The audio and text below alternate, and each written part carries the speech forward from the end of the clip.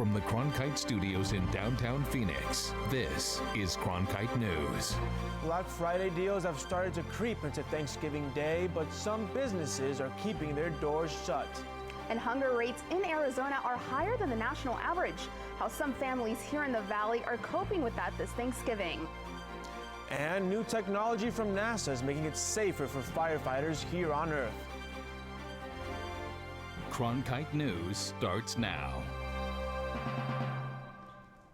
Good evening and welcome to Cronkite News. I'm Ivan Rodriguez. And I'm Yahaira Hawkes. Thanks for joining us. Some stores are facing a Black Friday backlash. Shoppers are calling out businesses that are creeping those store hours into the Thanksgiving holiday itself. And as Cronkite News reporter Aaron Johnson reports, some businesses are finding those earlier hours aren't translating into profits. A quick search and you'll find Facebook pages with tens of thousands of likes supporting businesses that close their doors and let workers be with their families on Thanksgiving. And the National Retail Federation found there was an 11% drop in Black Friday sales, leading businesses to make changes. Thanksgiving is tomorrow, and people are lining up to purchase their holiday feast. With large families, the cooking can take hours, even days. The grandkids, great-grandkids, and great-grandkids already. I got 7 of them. Fantastic. And they're all coming over? They're all coming over completely. Some shoppers are eager to hit the stores on Thanksgiving night, but the National Retail Federation found that spending dropped about $5 billion over the 4-day shopping spree starting Thanksgiving Day in 2014. So stores have found a way to make both the customers and employees happy by having early sales throughout the week and special offers online. There is an expected 135.8 million Americans that plan to shop on Thanksgiving weekend, with half of holiday shoppers planning to finish their shopping online, according to the National Retail Federation. Stores such as Costco, TJ Maxx, Nordstrom, and Sam's Club will all be closed for Thanksgiving to let their employees spend time with their families. It's really nice for us to be able to take care of our employees and let them spend some time on the national holiday. I think our members appreciate that we do that for our employees. And they do. I think it's awesome. I commend companies that do that. It shows that they're interested in their people, in my opinion. And for employees who get the day off, there's one word that describes their joy. Fantastic. Some stores like REI are going as far as closing on Black Friday and encouraging other companies to do the same with the campaign hashtag #OptOutside. In Phoenix, Aaron Johnson, Cronkite News. This Thanksgiving, many Arizonans are struggling to put Thanksgiving dinner on their table. Cronkite News reporter Kendall Bartley found a way you can help. According to St. Mary's Food Banks, Arizona's hunger rates are higher than the national average, and around 28% of our children are hungry. I found local schools and businesses that are trying to change that statistic this Thanksgiving. Xavier College prep students exceeded their goal of 40,000 cans, allowing them to can the skirt if they brought in those donations. We really want to make a difference as women of faith here at Xavier. And so in order to do that, we're really raising awareness. We're bringing in a ton of cans, continuing the tradition. Griffith Elementary held a food drive as well. Also, they helped 2 families by donating a grocery store gift card to help pay for their dinner. It really stresses the values of giving back to our community and to those less fortunate. St. Vincent de Paul works with local schools and churches to bring in donations throughout the year. Judy Bockham has been a volunteer for the past 19 years and understands the importance of donating this holiday season. Just get out and do it, and their life really is giving and doing for others. The Salvation Army, Grace Lutheran Church, and Calvary Chapel churches across the valley will be offering dinner to those in need tomorrow. It's also not too late to donate and volunteer at our local charities. I'm Kendall Bartley, Cronkite News. This is one of the busiest travel weeks of the year. President Obama addressed the public today, reassuring them that intelligence and anti-terrorism forces are working hard to ensure everyone's safety. So as Americans travel this weekend to be with their loved ones, I want them to know that our counterterrorism, intelligence, homeland security, and law enforcement professionals at every level are working overtime. They are continually monitoring threats at home and abroad. Sky Harbor International Airport are sending the same message about security and safety. Today alone, Sky Harbor expects about 130,000 passengers. The first simple tip, give yourself enough time. Consider that there's going to be a lot more people at the airport, and with recent events taking place across the globe, there's going to be heightened security. So you want to make sure that you're giving yourself ample time to get through that security line. AAA recommends arriving more than 2 hours before your scheduled departure time. Also take advantage of early back check available at the East Economy parking lot, the Phoenix Sky train station at 44th Street, and the rental car center. And if you plan to leave your car at the airport, reserve parking near your terminal in advance by visiting skyharbor.com. With Black Friday approaching, many retailers may be expecting huge profits, but Americans are saving faster than they're spending. According to recent data from the U.S. Commerce Department, in October alone, Americans have saved an extra $40 billion. The savings rate in the U.S. rose from 5.3% in September to 5.6% in October. That's the highest rate in nearly 3 years. The October shift in consumer habits doesn't necessarily mean Americans are worried about another recession. The Commerce Department says people are spending, but spending carefully. With toy stores stocking up for Black Friday, many forget the dangers each toy may bring to a child, especially for their ears. Cronkite News reporter Jake Gaden talked with a hearing expert on what to be aware of when buying toys this holiday. I talked to hearing experts on what to listen for when purchasing toys for children this holiday season. You may be surprised on what toys made that list. Snoopy, Chewbacca, and Sophia the First. They are the toys that can put a glisten in a child's eye. But experts worry more about the child's ears. Noise environment can be devastating to a child's life because as they get older, beyond the teenagers, they really start dropping the hearing. Curtis Humphreys from the Arizona Commission for the Deaf and Hard of Hearing believes that these toys can cause permanent damage. 1% of kids in kindergarten have a hearing loss. By the time they get to a teenager, it's 20%. The Star Wars man with the mask for Chewbacca, 92 decibels, but the Spider-Man, 0 and a much safer alternative. We want to buy toys that have volume control. If you buy toys that don't, then you can't control that noise environment the kid is experiencing. Humphrey says one main message for buyers when shopping for their young children. Once a child loses the hearing, the only alternative they're going to have is a hearing aid or a cochlear implant because it's permanent damage, and they have to wear it for the rest of their life. Testing for these noisy toys are simple. First, download a decibel reader on your Apple or Android device.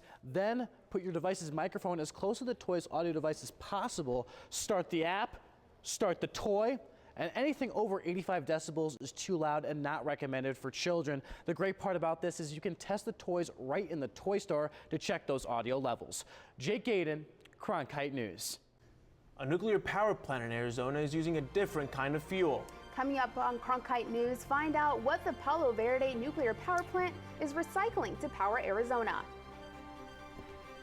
And NASA brings its focus back down to earth to help first responders.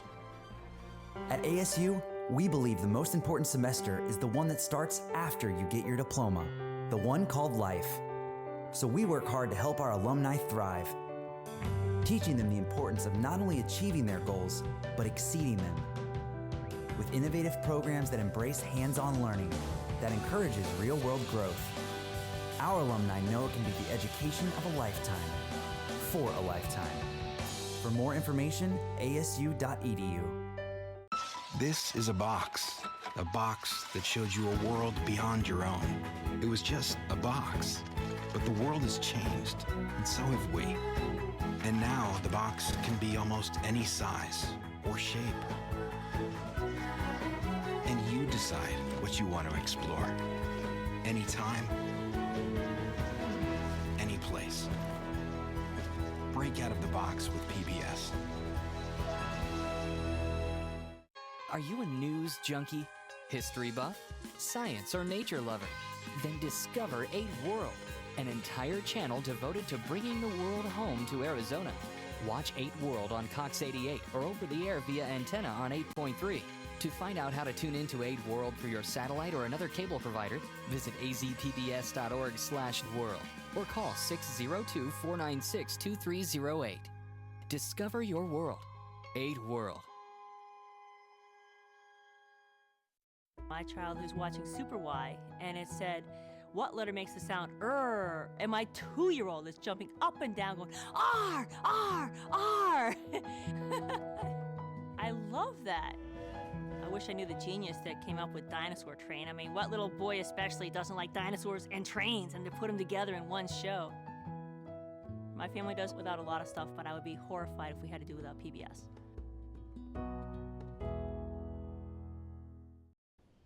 The minds at NASA are taking technology used from space missions and bringing it down to Earth to help firefighters. Washington reporter Elizabeth Blackburn traveled to NASA Langley Research Center in Virginia to get a look at the process. After the loss of 19 Arizona firefighters in the Yarnell Hill fire 2 years ago, Mary Beth Wusk with NASA decided she had to do something to help fire technology. So she used her knowledge of heat shields for missions to space to start a new project. Fire shelters that we have today work extremely well if the fire is not directly on you. So these shelters that we're working with are looking at trying to protect the firemen beneath the shelter if there's more of a direct flame. That's the problem that the project called Chiefs is trying to answer. It stands for Convective Heating Improvement for Emergency Fire Shelters. 2, 1. The team took 200 different combinations of materials and tested them in the lab. Then once they found the best combinations, shelters were built to test in the forests with the U.S. Forest Service.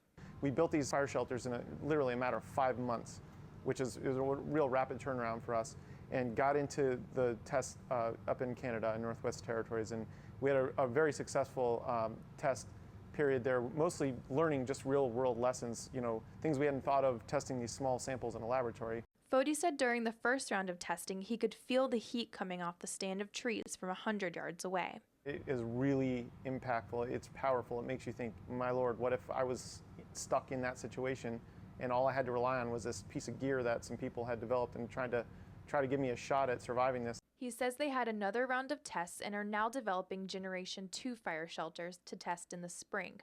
But it's a challenge since firefighters have strict constraints. So a perfect shelter would be a shelter that weighs no more than the current shelter, is no bigger, has significantly improved protection, is durable, gives off no toxic gases or anything that could be damaging to the occupant inside during the deployment itself. The team continues to test, and Wusk said she is excited to work on a project that can improve life here on Earth. This opportunity to see the team work together and have a common goal that can make such a difference has just been probably the highlight of my career. The people on the team are working hard together. It's about making the best product that we can to protect the people. Fody says they hope to have prototypes in the field for preliminary testing this summer, but that schedule could change. Reporting in Washington, D.C., Elizabeth Blackburn, Cronkite News. Nuclear power plants are growing old. The average age in the U.S. is 34 years. The Palo Verde plant started producing electricity in 1986. It sits on more than 4,000 acres, 55 miles west of Phoenix in Tonopah. Cronkite News reporter Steve Dent took a tour of the Palo Verde plant to see what the future looks like for a business that has a $1.8 billion economic impact on Arizona. Welcome to Palo Verde. Palo Verde generates the most energy of any power producing facility in the nation. It's also the largest nuclear plant with 3 units. So that size lends to some stability here. We're in a great location in terms of, flood hazards, seismic hazards, all of that being very low. It's a very safe place to run an operation like this. The big disadvantage of being in Arizona has to do with water. Palo Verde is the only nuclear plant in the country not located on the ocean, a river, or a lake. We built this plant and had to bring the water to us. Palo Verde signed a 40-year contract with 5 cities in Phoenix to purchase 26 billion gallons of recycled wastewater. This is the #1 steam generator. There's 2 of them on each side. In the middle, you're going to see the reactor cavity. We fill that up with water when we refuel. Useful water we want to leave for useful purposes, and the idea that we can take recycled waste and we can, when you flush your toilet in Phoenix, that comes to us. You take one trip down the train and back, conditions will have changed. Every 6 months, Palo Verde closes a unit to replace the uranium fuel rods and perform maintenance to fix problems. The purpose of the Equipment Reliability Program and our preventative maintenance program is to find issues before they find us. So these inspection windows are very well thought out. Somebody has to come. Because the reactor shut down, we got to take a tour of Unit 2. And our media group triggered a security alert when we failed to close a door. Did you get a door alarm? Yes. Palo Verde employs 2,500 workers who make sure the plant operates safely with a high level of security. We've got tremendous employees. I mean, it's the people that make a place like this work. I think Palo Verde is very strong. So we plan to be here for a while. We plan to safely and efficiently generate electricity for the long term and deliver that to the folks that need it. Life is good, my friend, life is good. The plant's license to operate has been renewed by the Nuclear Regulatory Commission for the next 30 years. At Palo Verde, I'm Steve Dent, Cronkite News. Palo Verde provides energy to 4 states, and APS is the licensed operating company owning 29% of the plant. Getting into shape often means keeping yourself accountable for your workouts. Coming up on Cronkite News, boutique fitness clubs are becoming more popular among millennials, changing the face of the fitness industry. The easiest and best way to support Arizona PBS is by becoming a sustaining member. Your monthly contribution of $5 or more comes directly from your bank account or credit card, so you know your membership is always current. It also means no more renewal notices in your mailbox. So more of your dollars go to the programs you love. It's convenient for you, greener for us, and better for the planet. Become a sustaining member today. Tap into the art scene from coast to coast. Join the Art Beat Nation, a weekly series where you'll experience a rich cultural tapestry of art stories from across America. Meet artists, writers, composers, and performers setting the pulse of the arts in America now. Join us for a brand new episode of Art Beat Nation. Sunday at 5 on 8HD.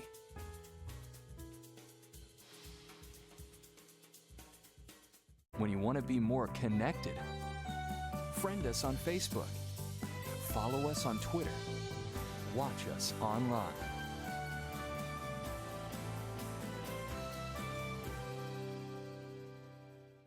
Your favorite PBS shows, ready to watch when you are. Anytime, any place. Find more ways to explore than ever before.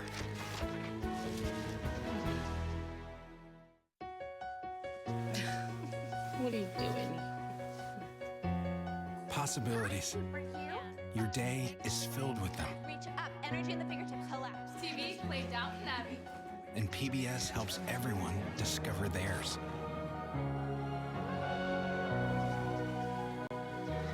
Anytime, anywhere. Up in the sky, you can see it. PBS, we're with you for life. Across the nation, people are paying more to sweat with friends. Personal attention and a sense of community are driving fitness buffs to boutique gyms, which offer a specialized group fitness workout. The craze is also following suit in Arizona, and one business here is tapping into it.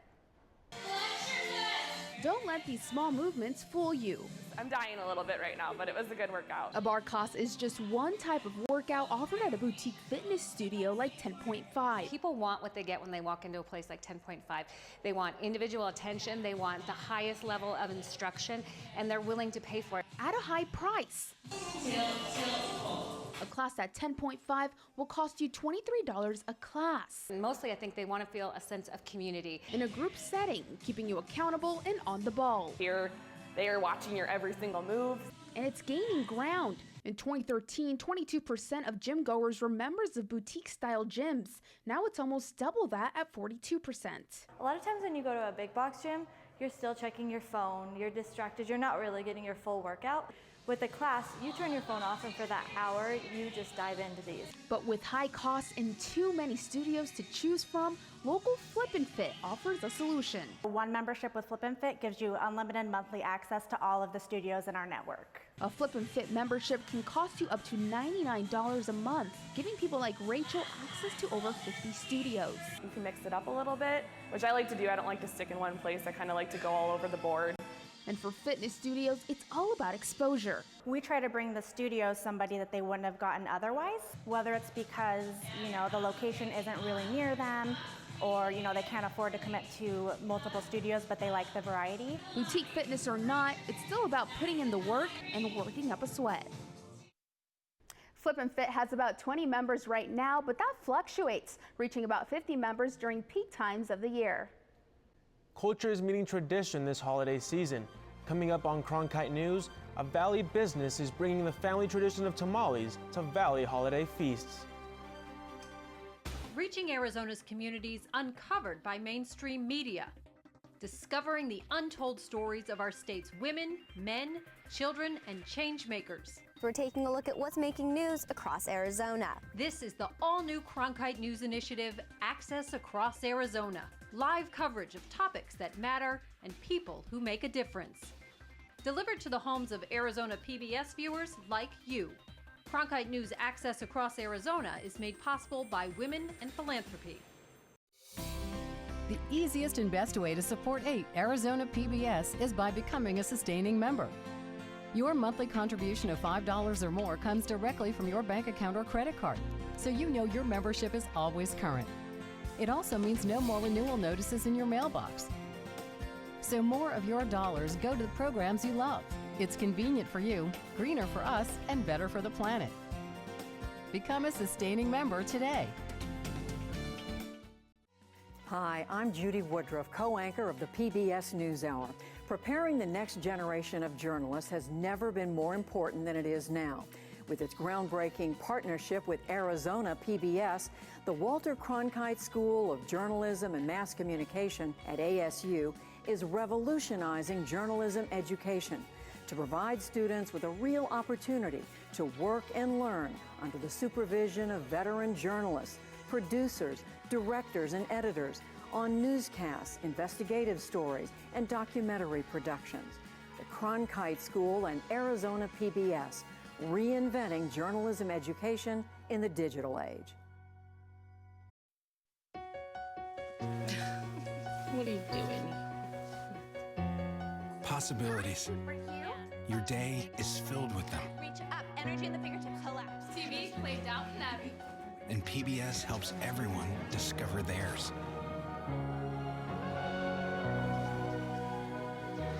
Anytime, anywhere. Up in the sky, you can see it. PBS, we're with you for life. Holiday traditions come in all colors and flavors. Workers at one local bakery are making dozens after dozens of tamales, adding a southwestern flair to the season. Cronkite News reporter Genesis Monserrati gives us a look. The holiday season has workers at La Purísima Bakery making more tamales than usual.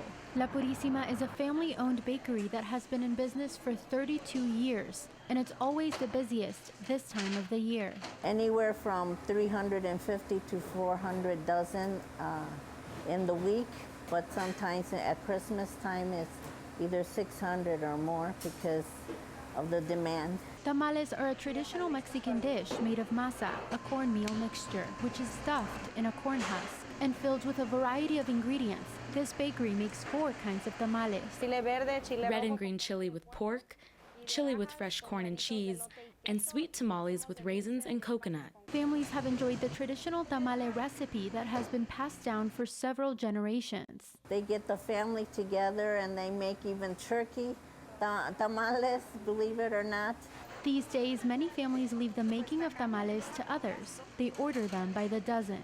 Tamales! The best-selling tamale at La Purísima are the red chili and pork. Tamales have become a holiday favorite on tables across the Southwest.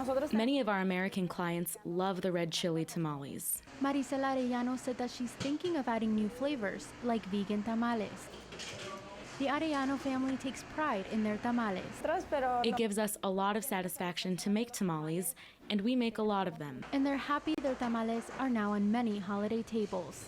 In Glendale, Genesis Monserrati, Cronkite News.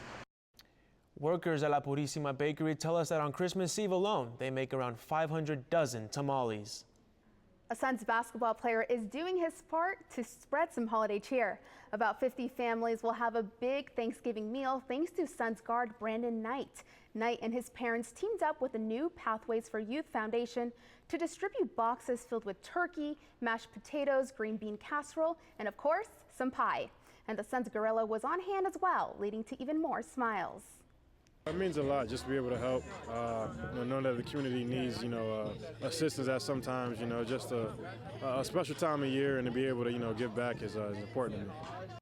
Knight and the Suns play their next game the day after Thanksgiving. They will face the undefeated Golden State Warriors at Talking Stick Resort Arena. Cronkite News is proud to be the news division of Arizona PBS. Here's what's next on Arizona Horizon and PBS NewsHour. Coming up after Cronkite News, it's Arizona Horizon. We will hear about an effort to reduce the price of algae-based biofuels.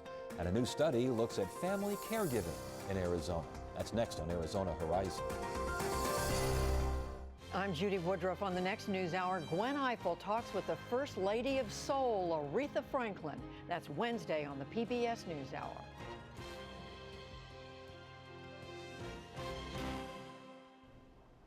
That's it for Cronkite News tonight. Thanks for joining us. For top Arizona stories anytime, go to cronkitenews.azpbs.org.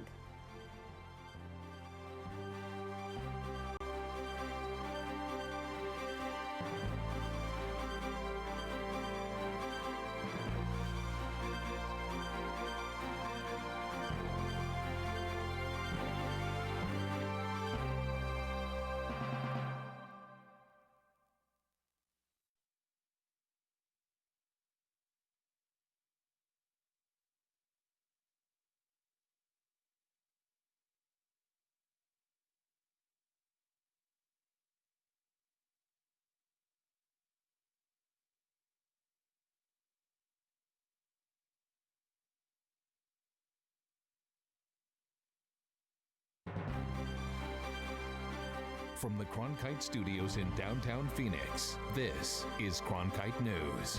Black Friday deals have started to